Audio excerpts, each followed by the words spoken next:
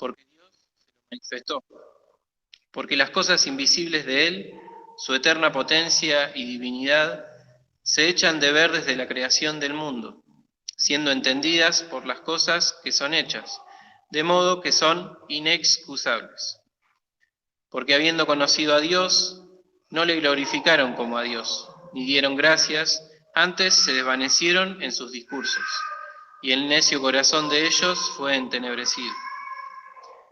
Diciendo ser sabios, se hicieron fatuos, y trocaron la gloria del Dios incorruptible en semejanza de imagen de hombres corruptibles, y de aves, y de animales de 4 pies, y de serpientes, por lo cual también Dios los entregó a inmundicia en la concupiscencia de sus corazones, de suerte que contaminaron sus cuerpos entre sí mismos, los cuales mudaron la verdad de Dios en mentira, honrando y sirviendo a las criaturas antes que al Criador, el cual es bendito por los siglos. Amén. El Señor bendiga la palabra. Le dejo el lugar a Carlos, que tiene la meditación en esta noche.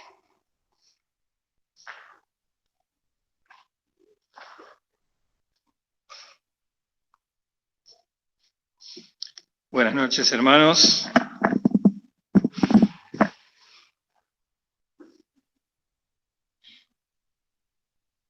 Vamos a leer un pasaje más, capítulo 2 de Romanos.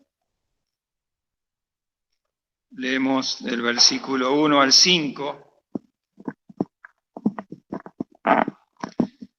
Romanos 2, 1 al 5 dice: por lo cual eres inexcusable, oh hombre, cualquiera que juzgas, porque en lo que juzgas a otro te condenas a ti mismo, porque lo mismo haces tú que juzgas. Mas sabemos que el juicio de Dios es según verdad contra los que hacen tales cosas.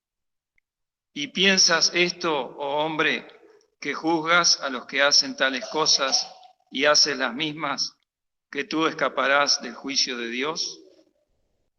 ¿O menosprecias la riqueza de su benignidad y paciencia y longanimidad, ignorando que su benignidad te guía a arrepentimiento?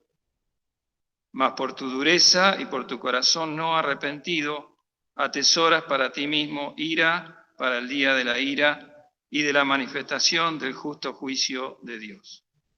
Señor, bendiga esta palabra de esta carta, que podemos decir, la carta a los romanos es, según los estudiosos de la Biblia, la carta más amplia y más profunda de las cartas de Pablo, y también es considerado por los estudiosos un tratado, el primer tratado de teología cristiana.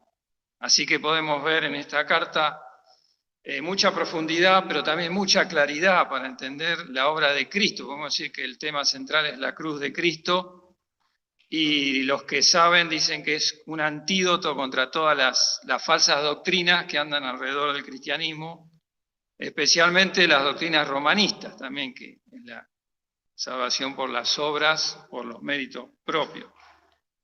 Pero también lo que es interesante es cómo comienza esta carta, ¿no? Porque comienza nombrando la condición del hombre, cómo es el hombre, cómo es su condición, no solamente las cosas que hacen, sino lo que hay en el corazón. Justamente las cosas que hacen, como dice acá, por no tener a Dios en su noticia, Dios los entrega a una mente depravada. No solamente podemos decir las cosas que hacen, sino lo que es el hombre en su interior.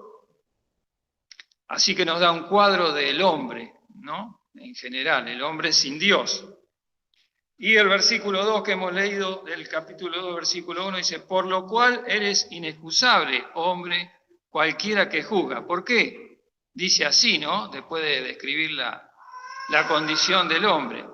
Bueno, porque uno puede decir, pero yo no estoy acá incluido, porque si uno ve, nuestro hermano ha leído hasta el versículo 25, y se ve pecados horribles, ¿no? Que han sucedido en todo tiempo. Y también en este tiempo vemos a lo que llega la maldad del hombre, la corrupción del hombre. Pero también no seguimos leyendo. Si seguimos leyendo vemos más y más pecado. Entonces yo puedo decir, bueno, pero yo no estoy ahí, yo no llego a cometer esos pecados. Por eso dice que nadie puede juzgar, porque lo primero que nos sale es hacer un juicio y compararme con los otros, decir, bueno, pero yo no soy así. Entonces, por eso dice, por lo cual eres inexcusable, oh hombre, cualquiera que juzga, porque en lo que juzgas a otro, te condenas a ti mismo. Y esto nos hace detenernos y ponernos delante de Dios, porque el único que puede juzgar es Dios. Porque si yo no estoy en alguno de estos pecados, seguramente que en otro estoy. Entonces, como dice Santiago también, cualquiera que hubiere guardado toda la ley y ofendiera en un punto, es hecho culpado de todos. Así que acá toda la carta a los romanos es una disquisición, un estudio de lo que es la ley de Dios, pero también lo que es la gracia y lo que es la muerte de Cristo, ¿no? Que la muerte de Cristo nos libra de toda la condenación y del juicio que Dios tiene sobre el hombre.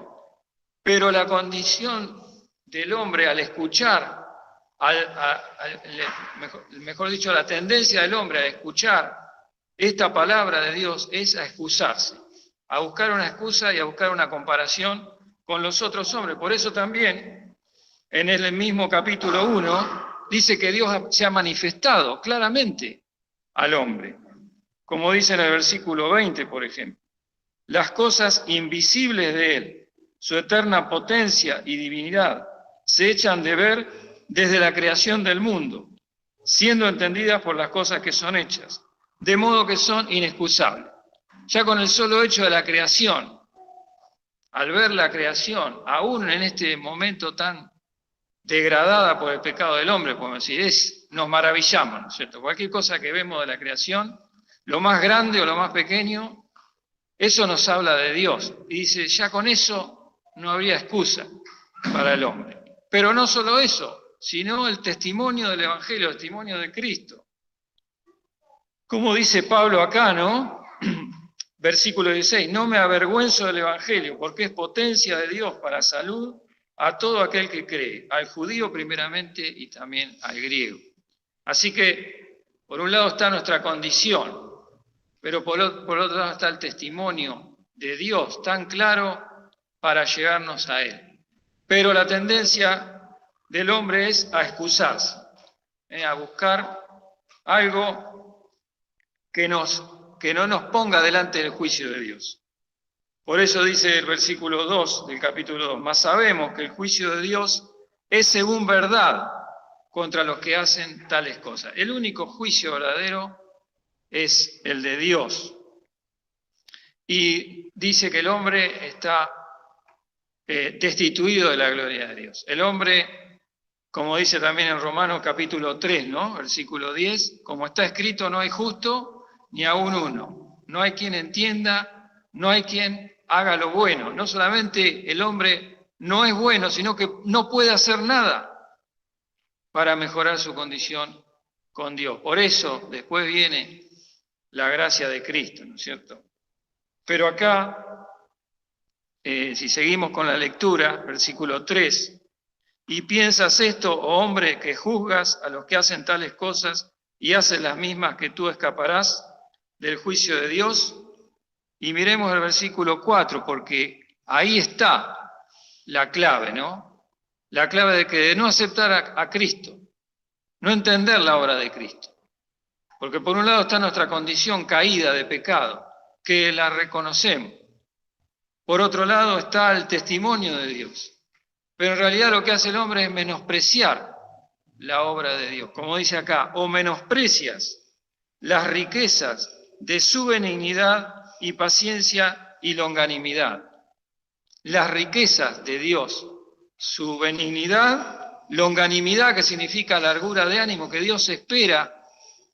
Por eso no ha hecho el juicio final, no ha venido Cristo a buscar a los que faltan convertirse, porque espera, no queriendo que ninguno perezca, sino que todos procedan al arrepentimiento. Longanimidad y paciencia de Dios para con el hombre pecador. Pero después dice más, dice, ignorando que su benignidad te guía a arrepentimiento. La palabra benignidad es muy interesante, ¿no? Estamos estudiando con los jóvenes el fruto del Espíritu. Ahí en Gálatas 5, 22 nos dice, ¿no? Mas el fruto del Espíritu es caridad, lo primero, ¿no es cierto? El amor de Dios, caridad, gozo, paz, tolerancia, benignidad. Llegamos a benignidad. ¿Qué significa benignidad? Es muy interesante el significado de la palabra. Y también dice benignidad y bondad. Tal vez para entenderlo mejor tenemos que entender lo que es la bondad. Según la palabra aquí, ¿no? En la Biblia. La palabra bondad dice, habla de la cualidad de la persona. Dios es bueno. Habla de lo intrínseco, del interior, lo que uno es. Dios es bueno, que es otro fruto del Espíritu. Pero benignidad es hacer el bien, procurar el bien de otro. Eso es lo que significa benignidad. Ayer lo compartíamos con los jóvenes. La palabra en el original quiere decir satisfacer las necesidades reales de las personas, ya sea de aquello, en el caso de Dios, ¿no? A la manera de Dios. Así que Dios no solamente es bueno, sino que es benigno, ha hecho todo para que el hombre pueda recibir el bien, para que pueda recibir su favor. Podemos decir que la benignidad también es la bondad útil. O sea, Dios es bueno, pero es benigno también, entonces busca el bien del otro y lo consigue. Por ejemplo, el Salmo 25, 8 dice, bueno y recto es Jehová. Ahí podemos ver la bondad de Dios, o sea, lo que Dios es bueno y recto.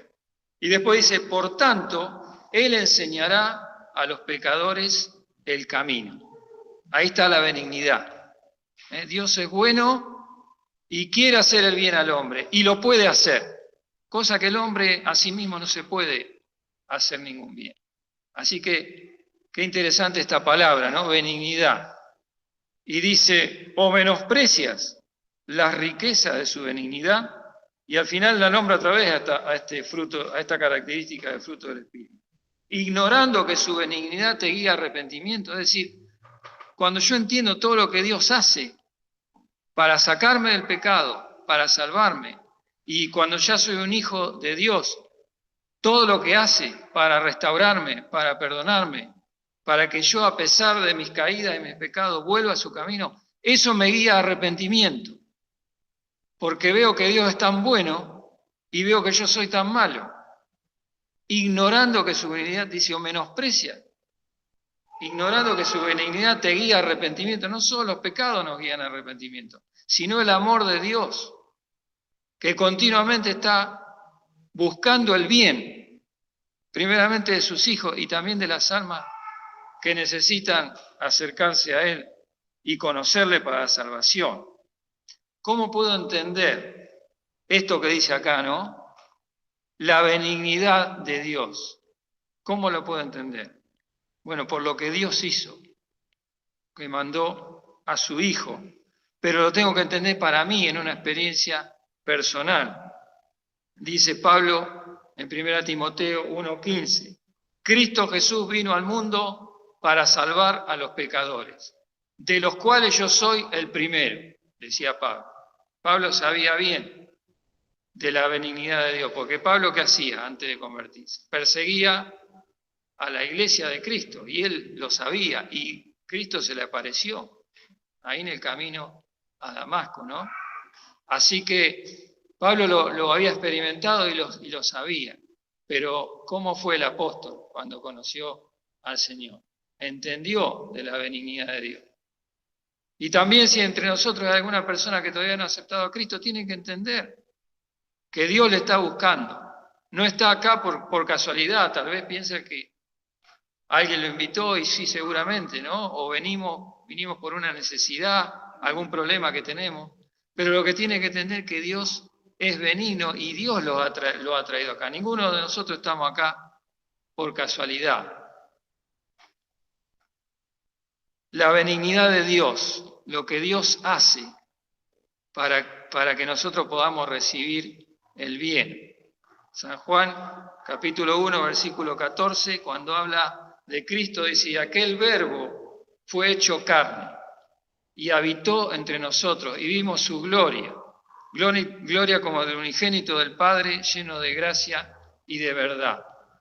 A Cristo se le nombra muchas veces como el verbo, ¿no? ¿Por qué? Porque el verbo es la palabra, es el logos. Pero también verbo significa una palabra que no se puede mencionar sin una acción, porque un verbo es una acción, ¿verdad?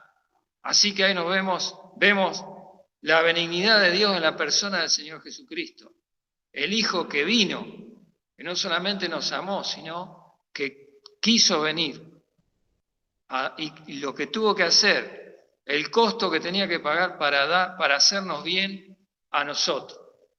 Y yo pensaba, ¿no?, mientras meditaba estas cosas, ¿qué cuadro hay en el Nuevo Testamento para nosotros entender la benignidad de Dios, la benignidad del Padre al enviar a su Hijo, la benignidad de Cristo al venir a sacrificarse por nosotros? Bueno, muchos pasajes, ¿no? Pero hay uno que siempre tocó mi corazón, en San Juan 19, vamos a buscar. San Juan capítulo 19, cuando Juan describe, cuando está el Señor ahí, antes de ser crucificado.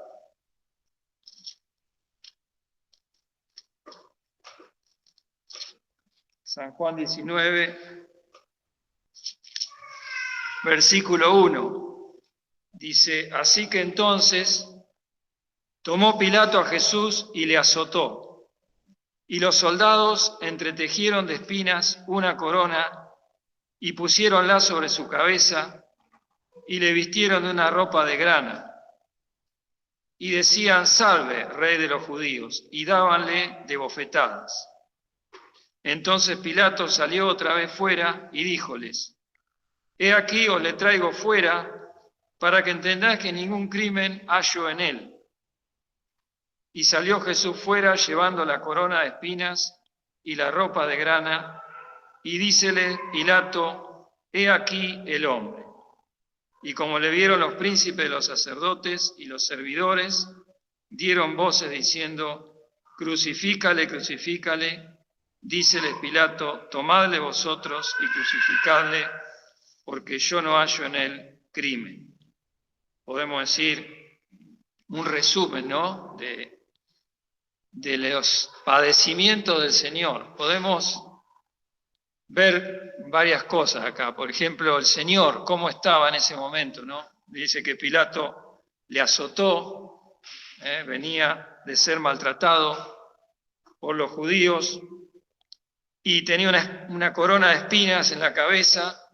Le ridiculizaron los soldados, lo lastimaban, lo herían, se burlaban. Y aquí vemos, ¿no?, la benignidad del Señor Jesucristo al estar dispuesto a pasar por todas estas cosas, que son una partecita nomás de las cosas que el Señor padeció en la cruz por nosotros. Pero también interesante la palabra de Pilato, ¿no?, que dice: he aquí el hombre, señalándolo a Jesús, ¿no? ¿Cómo estaba el Señor Jesús ahí? Que era 100% hombre y 100% Dios, pero estaba padeciendo como hombre. Y Pilato, sin darse cuenta, está profetizando, ¿no? Le está hablando a nosotros. He aquí el hombre. Eso, como estaba Jesús en esa condición, maltrecha físicamente, llena de sangre, podemos decir. Eso era lo que nosotros merecíamos por nuestros pecados. El Señor Jesús, el Hijo de Dios, el Verbo, ocupando nuestro lugar, para pagar todo lo que nosotros habíamos y ofendemos a Dios, todos nuestros pecados.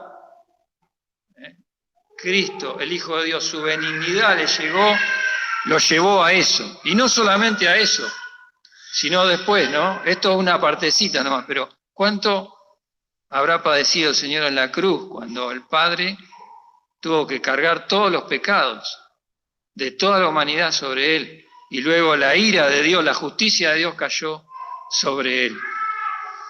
¿Cuántos pasajes de la Escritura? El Salmo 22, por ejemplo. Dios mío, ¿por qué me has dejado? Soy gusano y no hombre. Todo eso es la benignidad de Dios, lo que Dios hace para hacernos bien a nosotros. Así que, primeramente, en esta noche, preguntarnos si hay alguno entre nosotros que todavía no se ha arrepentido de entender que Cristo Jesús fue muerto por nuestros pecados. Si alguno todavía no conoce a Cristo, entender lo que Él hizo, lo que Dios hizo por esa persona. Y decir como Pablo, Cristo Jesús vino al mundo para salvar a los pecadores, de los cuales yo soy el primero. Una experiencia personal. Yo puedo entender todo esto, pero si no me enfrento a lo que Dios hizo por mí, no puedo tener la salvación. Porque la salvación es arrepentimiento de pecado y la fe en el Señor Jesucristo. No tengo que hacer nada. Toda la carta a los romanos nos habla de que el fin de la ley es Cristo. Entonces, cuando Cristo me es presentado, ¿qué tengo que hacer? Simplemente arrepentirme, porque Cristo tuvo que venir a este mundo para salvarme. No había otra forma, no había otra manera que yo pudiera allegarme a Él. No hay justo ni aún uno, y no hay quien entienda y no hay quien haga bien. Pero Cristo vino, porque su amor, su benignidad lo llevó. Entonces, esa benignidad me tiene que guiar al arrepentimiento. ¿Para qué? Para vida eterna. De tal manera amó Dios al mundo que ha dado a su Hijo unigénito. De tal manera. ¿Cuánto es esa manera? No podemos medirla, ¿no es cierto? Pero Cristo lo hizo, quiso venir.